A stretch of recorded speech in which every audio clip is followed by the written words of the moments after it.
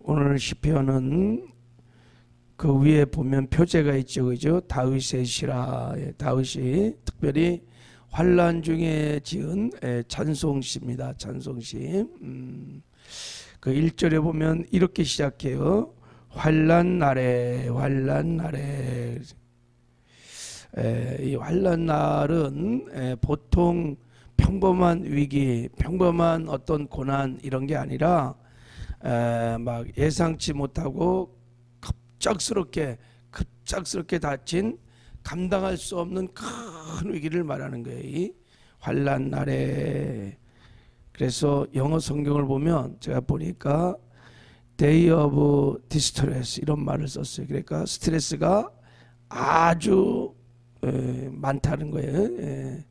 그냥 보통 이렇게 평범한 고난이 아니라 큰 그냥 감당치 못하는 예상치 못했던 갑자기 닥친 어떤 이런 환난을 말하는 거예요.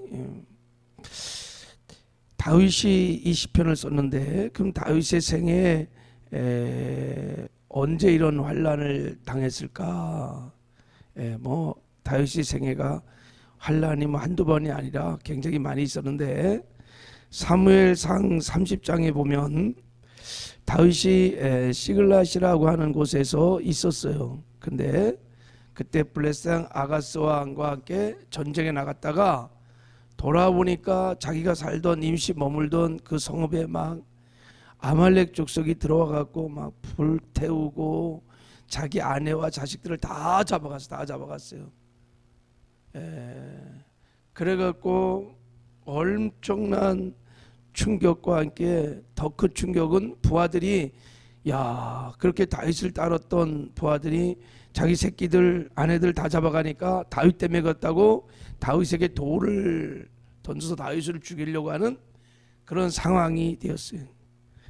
사무엘상 30장 6장에는 다윗이 크게 다급하여서 이런 말이 나와요. 굉장히 다윗이 충격과 환난을 당했다. 그래서 졸지에 이제 아말렉 대군과 전쟁을 치러야 하는 이제 큰 위기가 닥친 것입니다. 자, 여러분 우리도 인생을 살다 보면 어느 날 갑자기 본문의 다윗처럼 이런 환난이 닥칠 수 있습니다. 그냥 예상치 못한, 그리고 또 내가 그런 환난은 감당하기도 어려운 이런 위기가 닥쳤을 때 다윗은 어떻게 반응했는가? 다윗은 어떻게 행동했는가? 다윗이 그런 환난을 지난 후에 이런 환난의 시를, 이 찬송시를 썼어요. 자, 우리도 다윗처럼 이런 환난들이 닥칠 때, 뭐 지금 그런 환난을 겪고 있을 수도 있어요.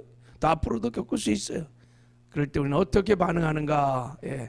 그때 환난을 어떻게 이길 수 있는가? 자, 첫 번째는 다윗은 1절을 보면 환난 날에 여호와께서 내게 뭐라 그랬어요? 응답하시고 그랬어요. 무엇보다 먼저 다윗은 하나님께 간절히 기도했다는 거예요. 그러니까 환난 날에 하나님이 내게 응답하시고 그랬으니까 이 말씀의 전제가 뭐냐면 환난 날에 기도했다는 거예요. 그래서 어떻게 했다는 거예요? 응답을 받았다 이런 얘기예요. 다윗은 확실하게 믿었어요. 하나님이 시편 50편에도 이렇게 약속했습니다. 환난 날에 나를 부르라. 내가 너를 건지리라. 내가 나를 영화롭게 하리로다 그랬어요. 환난 날에는 뭐 하는 거예요? 기도하는 것입니다. 오직 하나님만 바라보고 하나님께 기도하는 것입니다. 그래서 여러분 우리 인생에 닥친 이런 환난들이 닥치면 힘들고 어렵고 정말 고통스럽지만 때로는 이런 환난이 우리를 기도케 하는, 또 이렇게 하나님의 응답을 경험하는, 하나님을 깊이 경험하는 축복의 통로가 될 수 있습니다. 그 참호 속에서 무시는 자가 없다는 말이 그래서 나오는 거예요. 이렇게 환난 중에 고난 중에 무시는 자가 없어. 그때서야 정신이 번쩍 나가고 하나님께 기도를 하는 거예요. 옥스퍼드 대학의 유명한 C.S. 루이스가 강의를 딱 마쳤는데 학생들이 질문했어요. 선생님, 왜 이렇게 하나님이 살아계시다면 인생에 이렇게 많은 고난이 많습니까? 왜 이렇게 인생에 고난이 많습니까? 그때 C.S. 루이스가 하는 말이, 그렇지 않아도 인생은 교만한데 고난마저 없다면 인생이 얼마나 교만하겠느냐. 하나님은 순탄한 가운데 조용히 말하지만 환난 때는 마치 귀먹은 사람에게 하듯 확성기로 말씀하느니라. 환난 때는 하나님께서 막 확성기로 말한다는 거예요. 그러면 하나님께서 응답하신다. 그런 음성을 듣기 위해서 기도했다는 거예요. 여러분, 환난장에 낙심하고 절망하지 마시고 기도하시길 바랍니다. 하나님을 만날 겨루의 기회라고 믿고 하나님만 바라보고 기도하시길 바랍니다. 기도할 때 어떤 역사가 일어나느냐. 자, 2절 한번 읽겠습니다. 시작. 성소에서 너를 도와주시고 시온에서 너를 붙드시며 그랬어요. 성소에서 나를 도와주시고 시온에서 나를 붙들어 주십니다. 자, 5절에도 한번 읽어보겠어요. 5절 시작. 우리가 너의 승리로 말미암아 개가를 부르며 우리 하나님 우리의 깃발을 세우리니 여호와께서 내 모든 기도를 이루어 주시기를 원하노라. 여호와께서 내 모든 기도를 이루어 주시기를 원하노라. 할렐루야. 응답해 주시는 줄 믿습니다.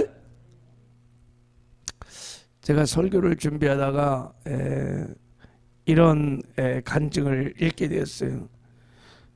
1979년 1월 21일 날 밤에 대구에 있는 아리아 악기 제조 주식회사의 사장님 댁에 괴한들이 막 침입을 했어요. 갑자기 자고 있는데 괴한들이 막 침입을 한 거예요. 그래서 난리를 떨었어요.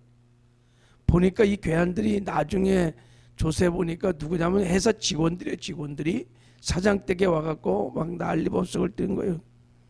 왜 그러냐? 임금을 인상해달라고 자그마치 50% 인상을 해달라고 그랬던 거예요. 이렇게 밤마다 이렇게 괴롭히고 또 회사들이 다 해온 사원들이 막 데모를 하는 거예요. 막 계속 데모를 하는 거예요. 인상해달라고. 그것도 50%를 올려달라 그러니 이게 그래갖고 회사가 아수랑이 됐대요. 이 사건을 계기로 회사는 세무조사를 받고 경찰 수사를 받게 되어서 회사가 문을 닫게 됐고 이게 주요 일간지에 대서특필이 된 거예요. 이 회사가. 자, 이때 이 사장님이 뭐 할 일이 뭐 있겠어요? 다 그냥 회사원들이 막 다 자기들끼리 다 단합을 해갖고 임금을 인상해달라고 데모를 벌이고 일도 안 하고 그러니까 이 사장님이 막 기도를 했다는 거예요. 하나님께 가서 기도하고 금식하며 하나님께 기도를 했습니다. 이 사건이 보도된 신문을 당시 박정희 대통령이 우연히 보게 됐다는 거예요. 야, 우리나라에 이런 악기 회사가 있었나? 신문에 보도된 덕분에 대통령이 이 회사가 어떤 회사인지 한번 알아나 봐라. 왜 이렇게 시끄럽냐? 알아봐라 했더니 이제 그러니까 청와대 사람이 내려가서 막 조사를 다 했겠죠. 이제 각하 보고를 하는 거예요. 이 아리아 악기의 사장은 교회 장로인데 출소자들을 불쌍히 여겨서 출소자들만 데려다가 일을 시킨다는 거예요. 그러니까 다 깡패 출신들, 뭐 전과범들 다 이런 사람의 직원인 거예요. 이게 이제 이 재수자들을 어떻든 재활하고 이렇게 하려고 회사를 그런 사람들이 주로. 그래도 이들이 단합을 해갖고 임금을 인상해달라고 막 이렇게 난동을 부려서 불상사가 생겼습니다. 아니 정말 나쁜 놈들이구만. 그런 녀석들은 손을 한번 봐주라고. 그래서 그리고 우리나라에 제대로 된 악기 회사 하나가 있어야 되지 않겠냐. 그러면서 그 회사를 구미공단 공장 부지를 탁 주면서 지원을 하라 했대요. 그래갖고 졸지에 구미공단에 6,400평 대지에 새 공장을 짓고 이사를 하고 회사가 크게 발전하게 되었대요. 이 사장님이 누구냐면 하태봉 장로님입니다. 하태봉 장로님. 저 경남 삼천군 덕산면이 이 장로님의 고향인데 거기에 지금도 가면 교회가, 이 장로님이 세운 교회가 아름다운 교회가 있다는 거예요. 생전에 교회를 세우시면서 늘 기도하시는 장로님이, 기도하면 역사가 일어나는 줄 믿습니다. 정말 하나님 바라보고 하나님 의지하고 기도할 때 환난 날에 하나님께서 말씀하시고 나를 부르라 그랬어요. 할렐루야. 역사가 일어날 줄을 믿습니다. 자, 두 번째, 우리는 환난 날에 어떻게 해야 되는가? 다윗은 어떻게 했는가? 3절 한번 읽겠습니다. 3절 시작. 내 모든 소재를 기억하시며 내 번제를 받아주시기를 원하노라. 셀라. 다윗은요, 그 환난 앞에 전쟁을 앞두고 뭐 했냐면 예배를 드렸어요. 예배를 드렸어요. 내 모든 소재를 기억하시며 내 번제를 받아주시기를 원하노라 그랬어요. 환난 중에 예배를 드렸는데, 예배를 드렸어요. 제사를 드렸단 말이죠. 전쟁을 앞두고 전쟁 준비하고 막 어떻게 하면 이길 것인가, 군대를 조직하고 막 그래야 되는데, 지금 다윗은 하나님 앞에 지금 예배를 드리고 있는 거예요. 근데 어떤 예배를 드렸냐면, 첫째, 소제를 드렸어요. 소제가 곡식으로 드리는 제사입니다. 제사 드릴 때 소제는 여러분 반드시 소금을 칩니다. 소제는 소금을 칩니다. 소금은 정결과 불변을 상징합니다. 환난 날에 정결한 마음으로 소금처럼 변치 않는 헌신을 다짐하는 게 소제예요. 소제. 번제가 무엇입니까? 번제는요, 자기가 최고의 것, 가장 좋은 것, 집에서 기르는 짐승을 자기가 스스로 자원해서 가져와 갖고 하나님께 제사를 드리는데 100%다 태워서 완전히 드리는 제사예요. 무엇을 말하고 있느냐? 지금 환난 날에 막 위기가 왔을 때 보통 사람들은요, 이런 환난이 오면요, 그냥 내가 했던 일 다 안 해. 직분도 내려놓고 사명도 안 하고 다 하나님께 섬겼던 거 다 올스톱 시키고, 대부분 보통 사람들은 환난을 당하면은, 여러분 다 그렇습니다. 예배도 안 드리고. 근데요, 다윗은 반대로 환난에 당할 때, 어려울 때, 힘들 때 더 자기 것을 드리고 더 헌신하고 더 충성하고 자기의 최고의 것을 하나님께 드리고 있다니. 할렐루야. 다윗의 삶의 정황을 우리가 생각하며 이 시편 읽어보면요, 정말 다윗은 하나님을 의지하고 하나님을 신뢰했던 하나님의 사람이었다는 것을 알 수 있습니다. 큰 환난 가운데 하나님 앞에 소제로, 번제로 하나님을 영화롭게 하는 거예요. 저 앞에 있는 적군들이 지금 다윗의 눈에 들어오는 게 아니에요. 오직 하나님만 그의 마음에는 온통 하나님으로 가득 차 있는 거예요. 여러분, 환난 중에 하나님께 예배하시기를 주님의 이름으로 축복합니다. 하나님께 더 어려울수록, 힘들수록, 바쁠수록 더 헌신하고 더 충성하고 더 좋은 것으로 하나님을 높이 드리십시오. 하나님이 역사하실 줄을 믿습니다. 자, 그리고 또 우리 5절을 한 번 더 읽겠습니다. 5절, 자, 시작. 우리가 너희 승리로 말미암아 개가를 부르며 우리 하나님의 이름 우리의 깃발을 세우리니 여호와께서 내 모든 기도를 이루어 주시기를 원하노라. 여기 보면 우리 하나님의 이름으로 우리의 깃발을 세운다, 이런 말이에요. 지금 계속 오늘 시편을 보면 하나님의 이름을 자랑한다, 하나님의 이름으로 깃발을 세운다. 이게 무슨 말입니까? 하나님을 높인다는 거예요. 하나님을 인정하는 거, 하나님을 하나님으로서 인정하는 거예요. 여호와 이름의 니시, 하나님의 이름의 승리를 믿는다는 것입니다. 여러분, 환난 중에 철저히 자기를 부인하고 하나님만 의지하고 나가는 것입니다. 여호와 이름의 니시의 승리를 믿고 나가는 것입니다. 7절에도 한번 읽어봐요. 7절 시작. 어떤 사람은 병거, 어떤 사람은 말을 의지하나 우리는 여호와 우리 하나님의 이름을 자랑하리로다 그랬어요. 하나님 앞에서 병거, 말, 이 전쟁 때 진짜 필요한 거 아니겠어요? 근데 그런 것들을 다 부인하고 여호와 이름의 승리의 깃발을 들고 나가는 거예요. 하나님을 하나님답게 인정하는 것입니다. 하나님을 의지하는 거예요. 전폭주 하나님을 의지하고 나가는 겁니다. 하나님을 높이는 것입니다. 할렐루야. 그럴 때 여호와 니시의 승리가 따르는 것입니다. 다윗이 이때만 그런 것이 아니라 골리앗과 싸울 때도 그러잖아요.